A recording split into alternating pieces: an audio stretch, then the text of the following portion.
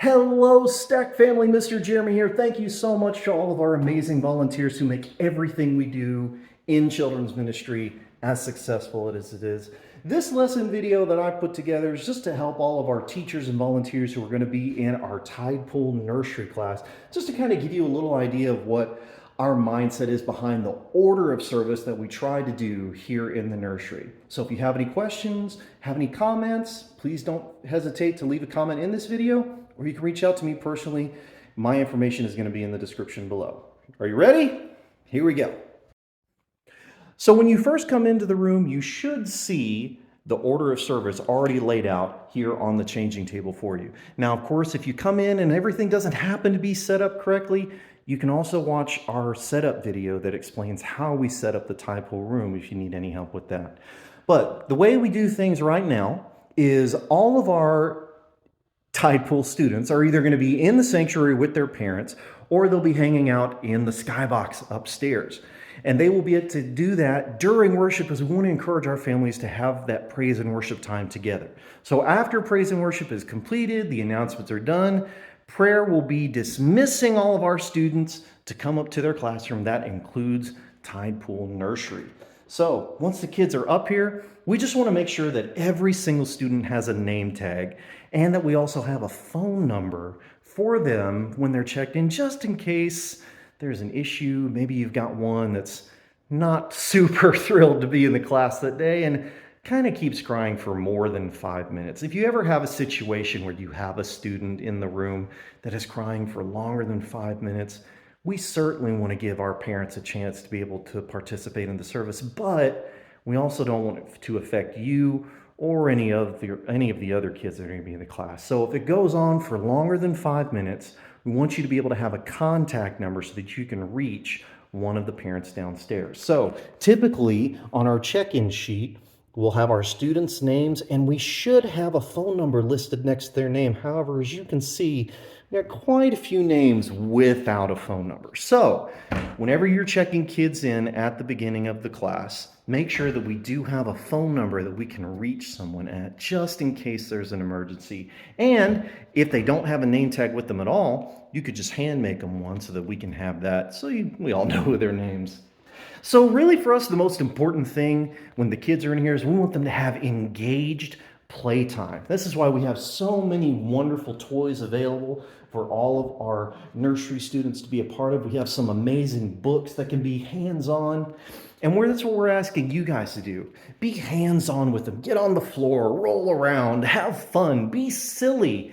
And we also have our worship video that you can play along with as well. This is just a great way to have some worship going on the whole time they're in the room.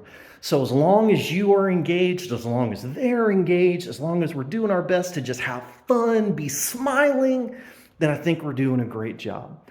One of the other things that we do have is we have a lesson time that I have listed on our order of service. Lesson time is not so much we're going to get everybody to sit down on a table, but it is an opportunity for us to either watch our lesson video that we have available, which does have a really cool animated Bible story to it as well, and also some more fun worship music. To go along with that, though, we also have some Bible story cards. These are coinciding with the video that we're watching. Now, we do actually have 2 sets of these cards in the classroom for you. This first set also has the words to the story on the back. So you could stand there looking like this and be able to read the story without having to flip the card around. That's pretty great. But we also have a second set. This second set is so that you could pass the cards out to all the kids while you're teaching the Bible story. And these are laminated, so if one of them gets flung around or they get chewed on, it's not a problem at all. That's what they're designed to be. They're designed to be roughed up. So that's also a part that's available to you as well. Now, we also do have snacks, but we try to keep it a little bit simpler just because we're not sure of all the allergies and everything that's going around. So we do try to keep it simply at just some Honey Nut Cheerios or regular Cheerios. And you can give those out as needed. They only get 1 cup. It's literally, if you've got a kid who is just starving and they need 6 cups of snacks, you go ahead and give them 6 cups of snacks. We want this time to be as easygoing as you want possible. So whatever you got to do, you do it. All right. So once we dismiss, when parents start coming back up, if they have one of these handmade name tags, or if they have one of our check-in tags from downstairs, we do want to do our best to make sure that we just double check those numbers. I'd say most of the time we recognize the parents who are picking up the kids, but we still want to just kind of create that system of mentally, we're going to make sure to check the names and numbers on those tags, just for the security of anybody who's coming in, it's their first time, or if they did come with someone and it's their first time picking them up. As long as they've got that pickup tag, no worries at all, okay? Now, as far as cleaning up at the end of the day, we do try to keep it fairly simple for you, just as long as everything that's on the table gets put back on the shelf.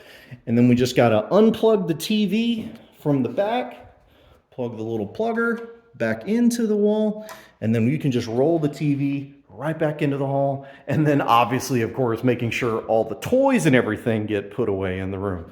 But other than that, once you've got everything cleared up, all the kids have been picked up, you can just flip the light switch and head on out. And it's as simple as that. So I hope this video has been informative to you. I hope it's answered any questions that you may have. If you have any ideas of how we could be doing things even better here in the Tidepool class, let me know. Leave a comment in this video, or you can reach out to me. My information will be in the description of this video as well. Other than that, thank you so much, Tidepool volunteers, for everything that you do to make our Tidepool room the amazing classroom that it is for our nursery students. We love you guys. Have a blessed day.